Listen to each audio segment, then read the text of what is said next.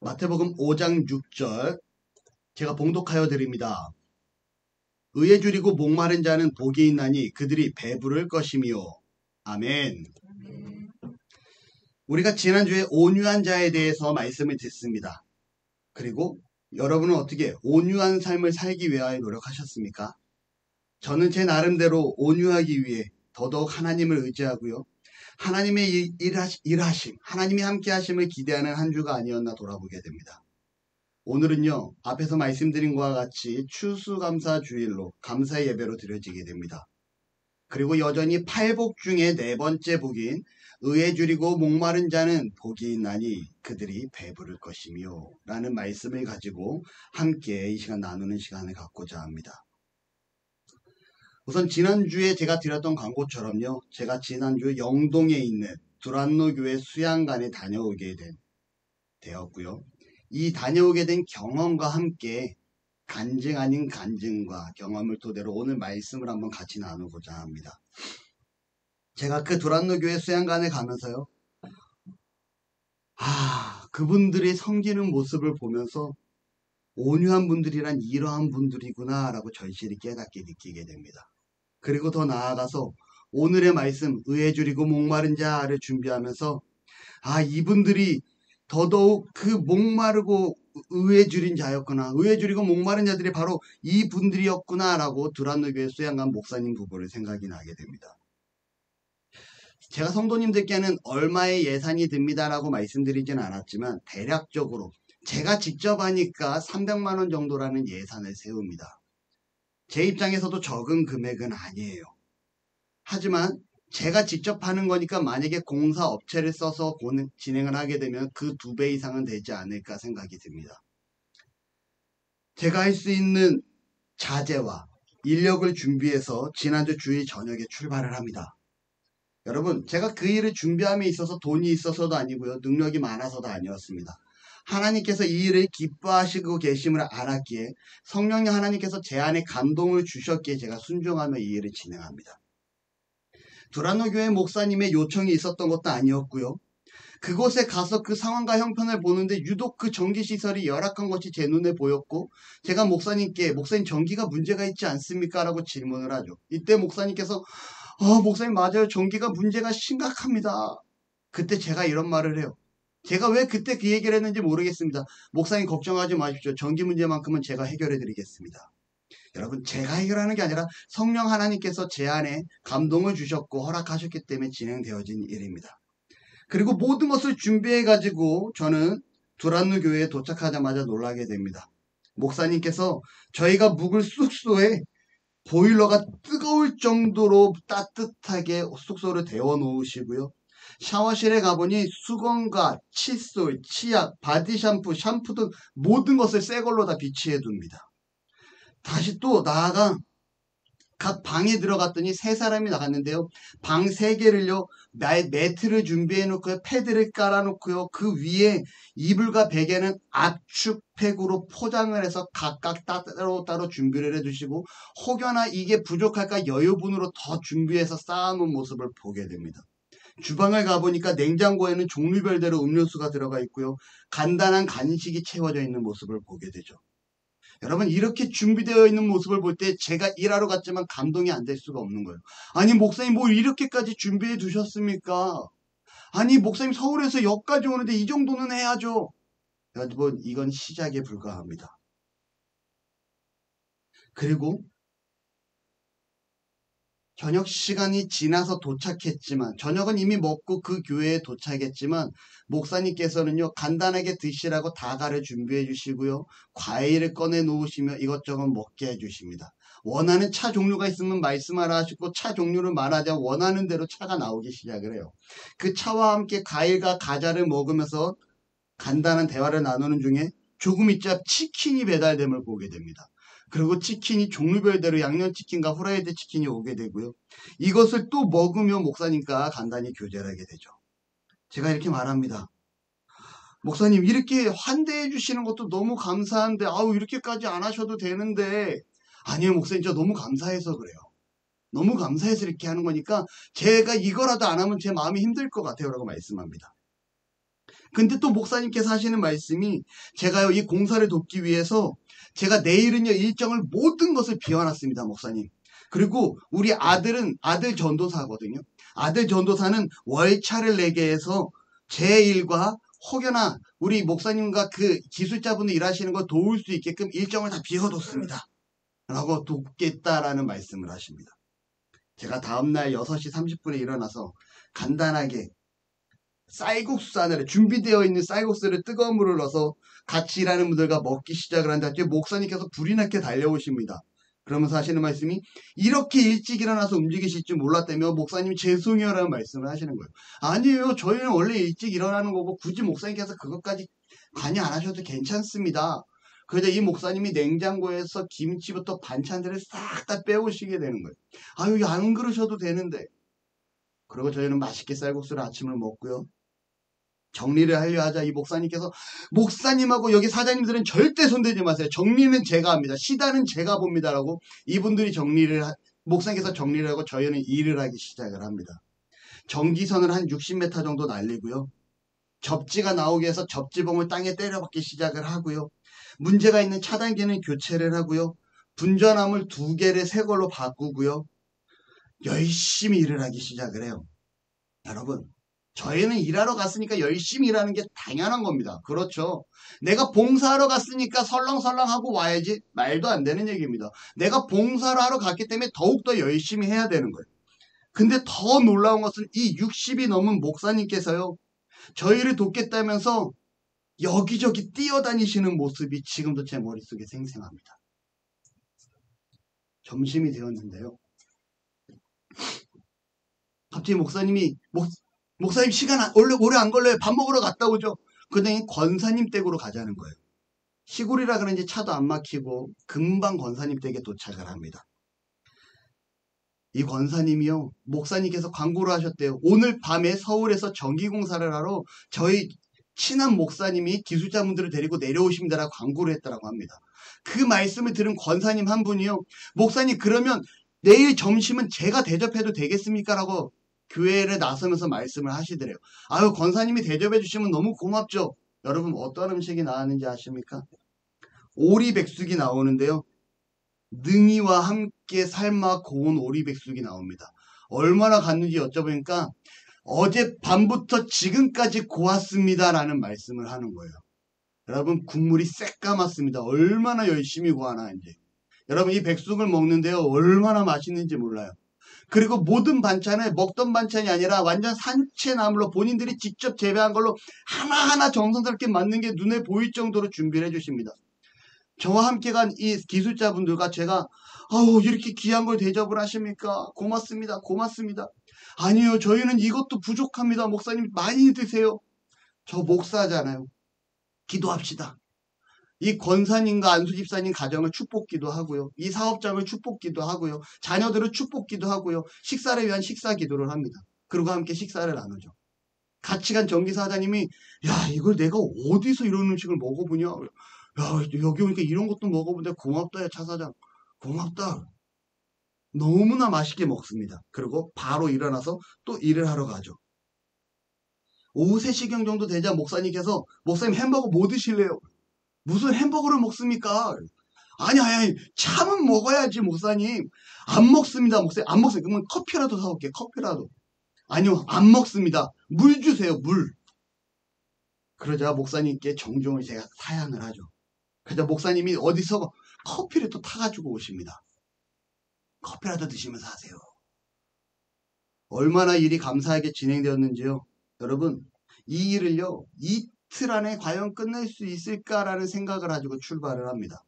그런데 정말 1번 다음에 넘어갈 다음이 2번, 2번 다음에 3번, 3번 다음에 4번인데 이런 식으로 순서대로 모든 일은 차근차근 진행돼야 되는데요. 한치의 로스도 없이 문제도 없이 완벽하게 진행됩니다.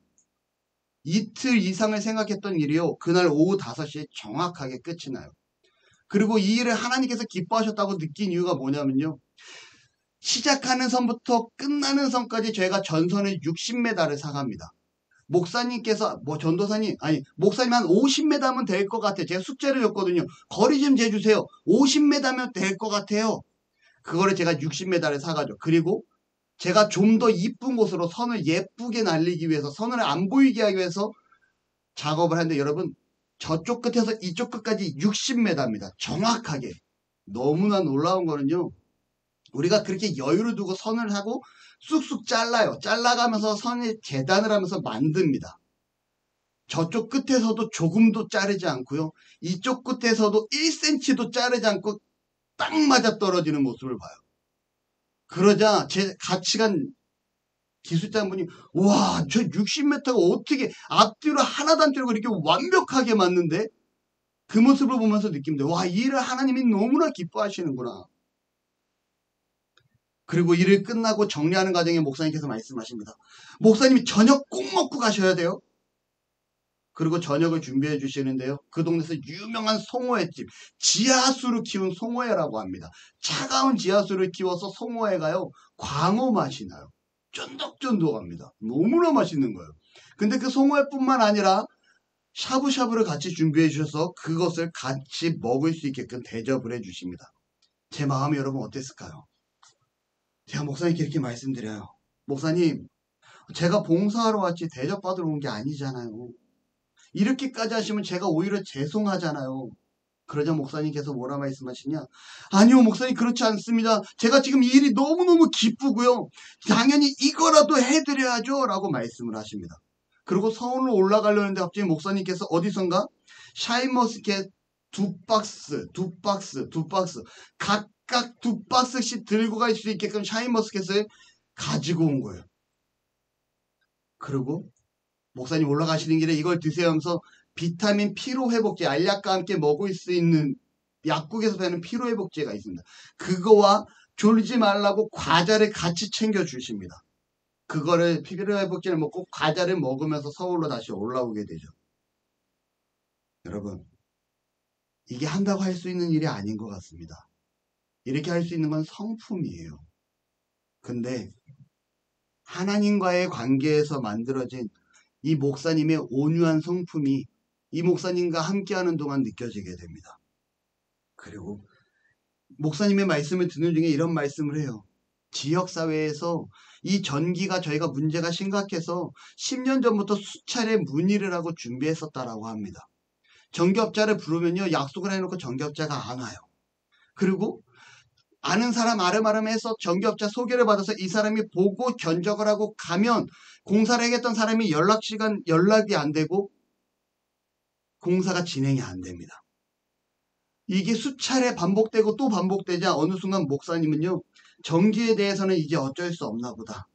그리고 그러한 불편을 감수하고 포기하고 있었는데, 제가 가서 목사님께 전기를 말씀드리니 이 목사님이 너무 놀랐었다라는 거예요. 그리고 이 목사님이 이제 하시는 말씀이 뭐냐면, 교회 분전함 큰 걸 2개를 교체해 드렸는데요, 이 전기함을 보는 것만으로도 저는 목사님을 위해서 기도할 것 같고요, 제가 이거 보는 것만으로도 너무너무 감사할 것 같습니다 라는 말을 하시는 걸 보게 됩니다. 제가 그곳을 섬기면서 느낀 건 뭐냐면, 하나님의 사람으로서 다져진 모습은 이러해야겠구나 라는 생각을 합니다. 온유한 자의 모습은 이러해야 되겠구나 라고 생각을 해요. 공사를 마치고 올라옵니다. 다음날이 제 생일이었어요. 그런데 아침에 카톡으로요, 케이크 선물로 옵니다. 나중에 알고 보니까 파리바게트에서요, 가장 큰 사이즈의 케이크였어요. 저희 동네 파리바게트 가니까 이렇게 큰 케이크는요, 저희도 매장에서 준비를 해놓지 않아요. 그래서 그보다 작은 사이즈를 사고 차입금을 가지고 또 다른 빵을 사게 됩니다. 또 조금 있다가 빼빼로데이여서 그런지 빼빼로데이 특판 과자 선물 세트를 보내주셔요. 목사님께 전화드립니다. 뭐 이런 것까지 신경 써주시고 목사님. 그러자 목사님께서 제가 너무 감사해서 기뻐해서 보내드리는 거니 목사님 그냥 받아주시면 좋겠어요 라고 말씀을 해요. 그 다음 날입니다. 갑자기 통장에 30만 원이 들어와요. 목사님, 이거 도대체 뭡니까? 제가 봉사한다고 말씀드렸는데 이거는 도대체 뭡니까? 성도님들이 와서 보시고요, 너무 고맙다고, 너무 감사하다고, 그 어르신들이, 목사님이 그 교회에서 제일 젊은 청년이래요. 다 70대, 80대, 90대 할머니, 할아버지들이에요. 시골이니까요. 그분들이 335 모여서 30만 원을 헌금하신 거예요. 근데 이거는 목사님께 드려야 될 것 같아요 라고 저한테 오히려 30만 원을 보내주십니다. 목사님께서는 이 돈을 꼭 받으셔야 돼요. 우리 성도들의 정성입니다 라고 말씀하시는데 거절을 할 수가 없어요. 제가 이런 봉사를 많이 다녀봅니다. 거의 매년 1회 이상은 했던 것 같아요. 많다고는 못하겠지만 그래도 꾸준히 하려고 합니다. 누군가는 봉사하고 베푼다고 했을 때 당연한 것으로 생각하고요. 어떤 누군가는 더 많은 것을 받기를 원하는 사람들의 모습을 종종 보기도 해요. 그런데 이 목사님의 모습을 보고 섬김의 그 모습을 보고 하나님의 은혜로 이 감사가 끊이지 아니하는 그 목사님의 모습을 보고 제가 오히려 감동이 됩니다. 얼마나 뿌듯한지 몰라요. 비록 저도 없는 가운데 적지 않은 예산을 세우고 진행을 했습니다. 이유는 하나님께서 기뻐하시는 일이었기 때문에 제가 그곳을 가기 전부터 끊임없이 기도합니다. 하나님, 그곳에 가서 공사하는 동안 어떠한 문제도 없기를 바랍니다. 어떠한 틀어짐도 없기를 바랍니다. 은혜 가운데 잘 진행되기를 원합니다. 끊임없이 기도합니다. 그리고 일을 진행하죠. 너무나 감사한 사건이 뭔지 아십니까? 같이 갔던 전기사장이 같이 갔던 이 기술자들이요. 하는 말이 뭐냐면요. 자기도 제가 분명히 일당을 주겠다고 많은 돈은 못 주지만 일당만큼은 줄 테니까 갑시다 하고 데려갑니다. 여러분 기술자품 보통 25만 원에서 30만 원이에요. 그런데 여러분 이분들이 하는 말이 뭐냐면요. 자신들도 일당을 받지 않겠다라는 거예요. 이유인즉슨 이 목사님의 섬김에 감동해가지고 자신들도 봉사해야 될 것 같다라는 거예요. 나도 여기 봉사에 좀 참여 좀 하자. 차사장, 차목사, 너만 그 봉사하고 너만 그거 안 되겠다. 나도 좀 봉사에 참여 좀 하자. 나 일당 안 받을란다. 여러분, 제가 하나님 앞에 감사했겠습니까? 감사 안 했겠습니까? 없는 가운데 일을 진행하고요. 너무너무너무 하나님께 감사하며 기도하게 됩니다. 하나님 고맙습니다. 일을 하고 봉사를 하러 갔지만 그곳에 섬기는 목사님과 그 가정에서 오히려 저희를 섬겨주시는 그 모습에 우리가 오히려 섬김을 받고 왔다라는, 대접을 받고 왔다라는 생각이 듭니다. 제가 무슨 생각이 했냐면요. 저와 함께한 분들, 그날 같이 공사하러 내려갔던 분들에게 이 목사님께서 그리스도인이란 이러한 모습이 비춰져야 돼 라고 정말 우리 앞에 샘플로서 보여주셨다라는 생각이 들게 됩니다. 같은 그리스도인 된 제 모습이요. 얼마나 그 모습이 뿌듯했는지 몰라요. 저는요. 이 목사님이 단순히 봉사하러 오신 분들이니까 내가 이렇게 해야지가 아니라 이분의 온유하신 그 하나님과의 관계를 통해 만들어진 성품이 이렇게 온전히 드러났다라고 저는 확신합니다. 이어서 그곳에서 목사님과 식사와 차를 마시는 과정에 목사님의 사역에 대해서 말씀을 들어요. 지금은 위탁보육을 하고 있고 4명의 아이들을 위탁보육하고 있고요. 그 중에 3명이 특수한 아이들입니다. 그러면 위탁보육에서는요. 특수한 아이들은 1명당 2명으로 쳐줘요. 그런데 이 목사님 두 부부가요. 두 분 다 목사님입니다. 두 내외가 목사님이시고요. 학벌이 전혀 부족한 분이 아니세요. 이 목사님은 목회학 석사를 마치시고 제가 앞으로 준비하고자 한다라는 신학 석사를 이분은 이미 마치신 분이십니다. 석사를 2개를 소유하고 계신 분이세요. 사모님 되신 목사님도요. 성신여대를 나오셨고요. 어린이집을 10년 정도 운영을 하셨고 대학교에서 강의를 하셨던 교수님이셨습니다. 그런 분들이요. 사회의 사각지대에 있는 아이들을 위해서 헌신하시겠다고 충북에 있는 영동 지역으로 가십니다. 그리고 그곳에서 대안학교를 세워요. 같이 대안학교를 합시다 했던 으쌰으쌰 했던 두 분이 더 있었는데 코로나 때 이 두 분이 직격탄을 맞고 함께 하기로 했던 코로나 때가 아니네요. 죄송합니다.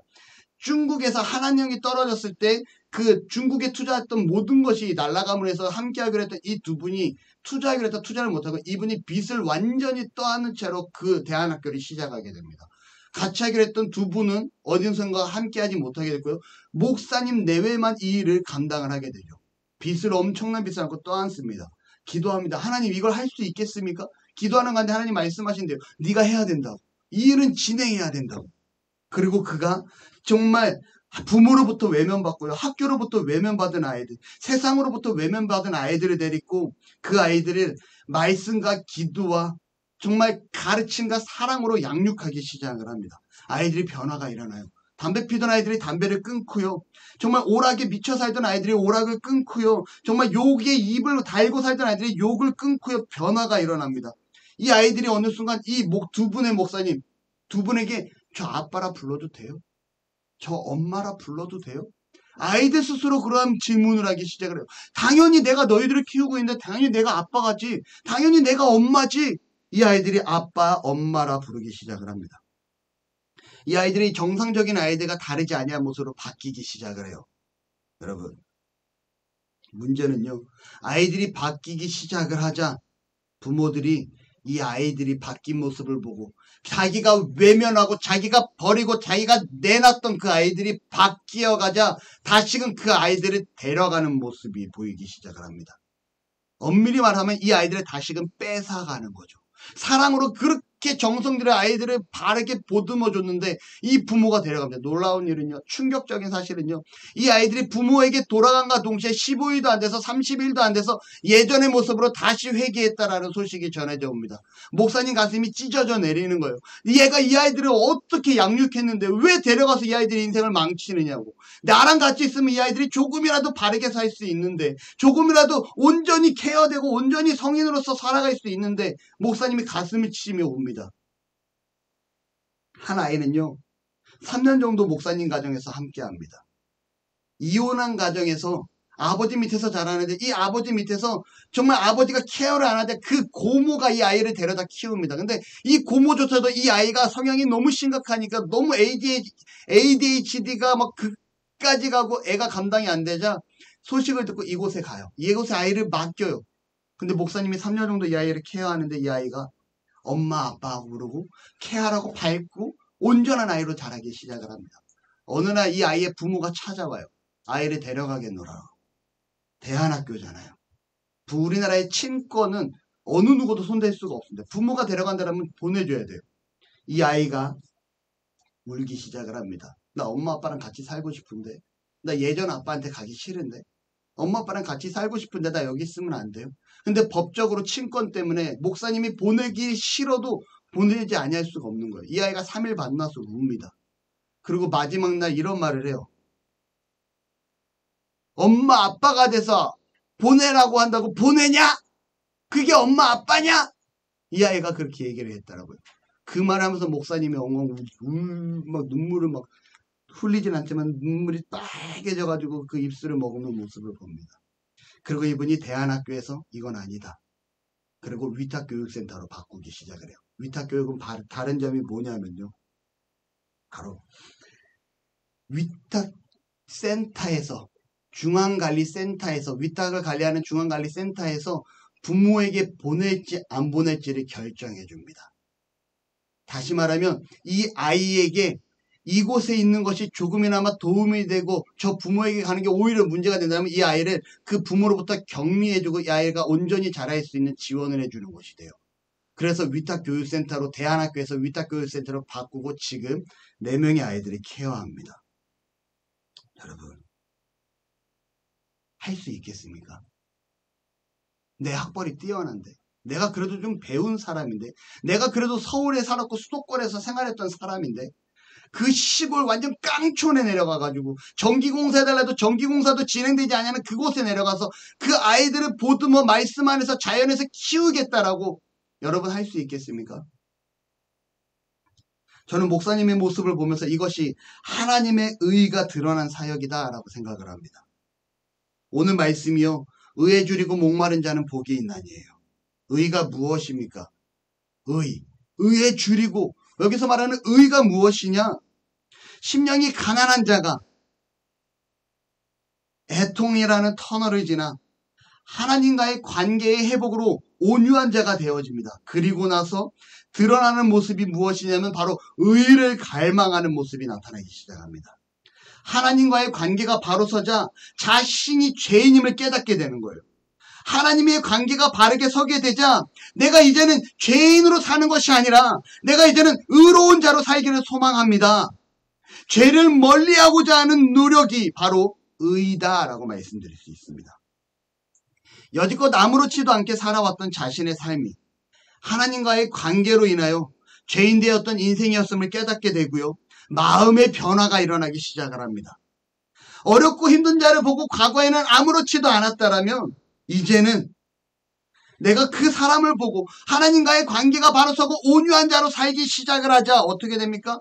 소외되고 어렵고 힘든 자를 바라보고 돕지 아니하는 것이 내가 하나님 앞에 정말 범죄이고 죄악임을 깨닫기 시작을 합니다. 어려운 자를 돌아보고 가슴 아픔을 느끼고 어려운 자를 돌아보고 그 마음을 품고 살아가고자 하는 것이 이것이 의다라는 것을 깨닫기 시작을 한다라는 거죠. 그리고 이것이 하나님이 기뻐하는 일임을 알게 됩니다. 다시 말하면 과거에 무심코 지나쳤던 일들이요. 이제는요 지나칠 수 없는 갈등이 내 안에서 일어나기 시작하고 심화되기 시작을 합니다. 어떠한 갈등입니까? 하나님이 기뻐하시는 그 길에 서고자 하는 그러한 노력이 내 안에서 생겨나게 됩니다. 이것이 무엇이라고요? 의라고요. 의는요 첫 번째로 내 안에서 의가 나타나기 시작을 합니다. 우리는 예수님을 믿고 의로운 자라 칭함을 받게 되죠. 하나님으로부터 너는 의로운 자야라고 인정받게 됩니다. 이제 우리는요 무엇입니까? 하나님으로부터 죄인에서 의로운 자라 인정받았으니 여기서 끝나는 것이 아니라 이제는 진짜 내가 의로운 자로 하나님께서 인정하여 주었으니 그 의로운 자로 내가 살겠습니다 라고 고백하는 것. 바로 내가 그러한 자로 나아가겠습니다 라고 고백하는 것이 바로 내 안에서 일어나는 의라는 거예요. 여러분, 이 의를 가진 자가 어떠한 간절함을 가지게 됩니까? 의에 줄이고 이어지는 글씨가 무엇입니까? 목마른 자라고 얘기합니다. 성경은요, 목마른 자, 다시 말하면 물을 찾는 간절함이에요. 의에 줄이고 목마른 자. 내 안에서 하나님이 기뻐하시는 일을 감당하고자 하는 하나님의 그 의를 죄를 멀리하고 하나님 앞에 나아가고자 하는 그 의를 드러내고자 하는 것이 어떠한 자세냐? 목마른 자세다라고 얘기합니다. 여러분 많이 경험해 보았죠? 목마르을 때 너무나 갈증나는데 물을 마실 수 없는 상태 어떻습니까? 물을 찾기에 어떻게든 간절하게 나아가는 내 모습을 발견하게 될 겁니다. 제가요 예전에 학교에서 공사를 하는데 학교 공기를 맞추기 위해서 학교 방수 공사를 합니다. 문제는요 그날 37도 38도까지 올라갔던 날이에요. 학교에서 그 방수 공사를 해야 되는데 이날만큼은 피하고 싶은데 공기를 맞춰야 되는 이유 때문에 어쩔 수 없이 그 뜨거운 땡볕 아래 학교 옥상에 올라가서 일을 합니다. 내부 온도가요 옥상 온도가 50도가 훌쩍 넘어가요. 여러분 물이 먹힐까요 안 먹힐까요? 구멍이란 구멍에서는요 물이 계속 쏟아집니다. 눈에서도요 너무 더우니까 눈물이 계속 나고요 콧물이 계속 흐르고요 침이 흐르기 시작을 합니다. 얼마나 더운지요. 이거를 공사를 마무리하기 위해서 제가 그날 마신 물만 몇 리터 된 것 같아요. 그렇게 간절하게 물을 찾으며 일을 합니다. 여러분 물이 없으면요 그 상황에 죽습니다. 다시 말하면 의에 줄이고 목마른 자라는요 그렇게 간절한 자세로 물을 간절하게 찾는 자세로 하나님 앞에 어떻게 나아가는 거예요? 하나님의 기쁨이 되기 위해 죄를 멀리하고 의로운 길로 나아가는 자세. 이게 바로 의에 줄이고 목마른 자라는 거예요. 두 번째 의는요. 하나님의 의가 드러나는 것입니다. 어디에 드러나는 것일까요? 세상에 드러나는 것입니다. 의에 줄이고 목마름이 내 안에서 끝나는 것이 아니라 세상에 나가 하나님 나라가 하나님의 의가 온전히 펼쳐지는 모습을 위해 수고하는 것. 이게 세상에 드러나는 의라는 거죠. 아 정말 저 모습이야말로 하나님이 기뻐하시는 모습이구나. 저 상황이야말로 하나님께서 기뻐하시는 일이 세상 가운데 온전히 드러나고 있는 것이구나 라고 보여지는 것. 아까 말씀드린 두란노교회 목사님처럼 소외되고 버려지고 정말 외면당한 아이들을 위해 그 시골까지 내려가서 그들을 위해 수고하고 헌신하며 아이들을 보육하는 모습. 이게 바로 하나님의 의가 세상에 드러나는 모습이다라고 우리는 말씀드릴 수 있을 것 같습니다. 여러분 이 목사님이요 아이들을 위해 염색을 합니다. 자신의 시간을 기꺼이 아이들에게 내어줍니다. 왜 그러한 수고를 합니까? 이것이 하나님의 의가 세상에 드러나는 것이기 때문에 그래요. 이분은요, 염색하면 절대 안 돼요. 눈에 염증이 있어서 실명 위기에 있는 분입니다. 그러한 자가 염색하는 건요, 실명을 정말 더 당겨오는, 앞당기는 그러한 일이 되는 거예요. 그런데 그가 염색을 하는데 왜요? 아이들을 위해서. 여러분, 저 또한 부족하지만요, 그곳의 시설의 부족함을 알고 내가 가서 수고하겠다고 다짐하는 것이 아니라 그곳에서 수고함을 통해 하나님의 의가 드러났다라고 판단이 됩니다. 내 상황과 형편을 보면 절대 불가능한 일이에요. 여러분, 지난주에 말씀드린 것처럼요, 세상의 기준으로 저는 미련한 자입니다. 300만 원 예산을 세워놓고요, 그것도 친구가 다른 공사해달라고 준 100만 원을 들고 영동 지역으로 향합니다. 하지만 하나님께서 기뻐하시는 일이었기에 감당하자, 하나님 앞에 기도하며 나아가자 하나님께서 이루어 가심을 보게 되죠. 여러분, 의에 줄이고 목마름은요, 내 선함이, 내 의로움이 드러나는 것이 아닙니다. 내 안에 모든 것이 하나님과의 관계를 통하여 나의 죄를 죽이고 하나님이 기뻐하시는 그곳에 서는 것. 내적으로나 외적으로나 의에 줄이고 목마른 자로 드러나는 것. 내 안에서 내 죄를 죽이고 살아가고자 기쁨이 되고자 수고하고요. 세상 가운데 그 수고하는 모습이 삶으로 드러남을 통하여 정말 이러한 것이 하나님의 사랑하는 사람이 사는 모습이구나. 이것이 하나님이 기뻐하시는 모습이라고 세상 가운데 드러나게 되는 것. 이게 바로 의에 줄이고 목마른 자가 내 외적으로 드러나야 될 모습이라는 겁니다. 결국 그러한 자세로 살아갈 때 그들이 배부를 것이며 라고 성경은 기록합니다. 하나님께서 채우시고 인도하심을 누리게 되는 거예요. 부족함이 채워집니다. 꼬였던 일들이 풀어집니다. 해결될 것 같지 않았던 일들이 해결되어지게 됩니다. 왜요? 하나님이 기뻐하시는 일이기 때문에. 두란노교회 이분 목사님은 염색하면 안 되는 분입니다. 시신경에 염증이 생겨서 염색하면 실명하는 분이에요. 그런데 염색을 합니다. 왜요? 이 아이들을 위해서. 놀라운 일은요, 시신경이 회복되고 염증이 사라지기 시작을 합니다. 누가 기뻐하십니까? 하나님이 기뻐하시는 일이라는 거죠. 이분은요, 암 진단을 받고 수술을 앞두고 있었습니다. 근데 노예의 상황상 노회장을 맡게 돼요. 제가 목사님께 여쭤봐요. 목사님, 수술하셔야 되는데 노회장 맡아도 괜찮으실까요? 제가 기도하면서 어떻게든 노회장까지는 역임하고 그 다음에 수술을 받든지 해야 될 것 같습니다. 그리고 노회장으로 노회에 수고를 합니다. 놀라운 건요, 하나님께서 이 암을 깨끗이 치료해 주셨다라는 거예요. 여러분, 이분이 병원 가서 더 이상 암세포가 존재하지 않는다라는 결과의 말씀을 듣습니다. 누가 기뻐하신 일입니까? 하나님이 기뻐하는 일이라는 거죠. 하나님이 기뻐하시는 일을 감당하자 하나님의 의를 세상에 드러내자 문제가 해결되고 배부르게 될 것이며 배부르게 되어지는 역사를 보게 됩니다. 말씀이 결론을 맺습니다. 하나님께서 기뻐하시는 일을 위해 간절한 마음으로 수고하며 헌신하며 나아갈 때 하나님께서는요, 배부름으로 우리의 모든 문제를 해결하시고 채워가시는 은혜가 있을 줄로 믿습니다.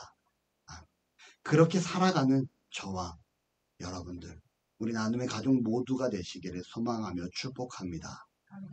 기도하겠습니다. 하나님 사랑합니다. 하나님 고맙습니다. 우리를 사랑하시고 이렇게 주 앞에 나와 정말 의에 줄이고 목마른 자는 그들이 배부를 것이며 라고 말씀을 통하여 깨닫게 하시니 감사합니다.